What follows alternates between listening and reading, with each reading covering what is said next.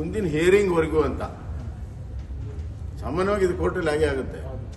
ಜಡ್ಜ್ಗಳು ಕೇಳ್ತಾರೆ, ನೀವು ಮುಂದಿನ ಹಿಯರಿಂಗ್ವರೆಗೂ ನೀವು ಯಥಾಸ್ಥಿತಿ ಕಾಪಾಡ್ಕೊಳ್ತೀರಾ ಅಂತ.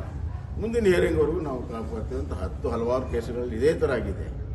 ಕೋರ್ಟಿಗೆ ಹೋದವರು ಯಾರು? ಇವ್ರ ಬೆಂಬಲಿಗರೇ. ಇದನ್ನು ವಿರೋಧ ಅವತ್ತು ಮಾಡಿದ್ರು, ಇವತ್ತು ಮಾಡ್ತಾ ಇದ್ದಾರೆ.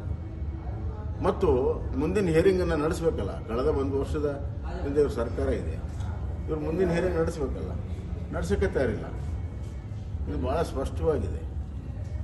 ಇದು ಓಲೈಕೆಯ ರಾಜಕಾರಣದ ಒಂದು ಭಾಗ ಮತ್ತು ನ್ಯಾಯಸಮ್ಮತ ಬೇಡಿಕೆ ಇರುವಂಥ ಕರ್ನಾಟಕದ ಒಂದು ಸಮುದಾಯಕ್ಕೆ ಅನ್ಯಾಯವನ್ನು ಪಂಚಮಸಾಲಿ ಸಮುದಾಯಕ್ಕೆ ಅನ್ಯಾಯವನ್ನು ಮಾಡ್ತಿರುವಂಥ ಭಾಳ ಸ್ಪಷ್ಟವಾಗಿದೆ. ಇದನ್ನು ಈಗಾಗಲೇ ವಿರೋಧ ಪಕ್ಷದವರು ಅದನ್ನು ವಿಧಾನಸಭೆಯಲ್ಲಿ ಹೇಳಿದ್ದಾರೆ. ನಾಳೆ ನಾಡ್ದು ಯಾವತ್ತು ಚರ್ಚೆ ಆಗುತ್ತೆ ಆವಾಗ ಆ ಅಫಿಡೇಟನ್ನು ಪೂರ್ಣ ಪ್ರಮಾಣದಲ್ಲಿ ಸರಿಯಾದ ಅರ್ಥದಲ್ಲಿ ಓದಿದರೆ ಭಾಳ ಸ್ಪಷ್ಟ ಆಗ್ತದೆ, ದಾರಿ ತಪ್ಪುವಂಥ ಆಗಬಾರ್ದು. ಓಕೆ.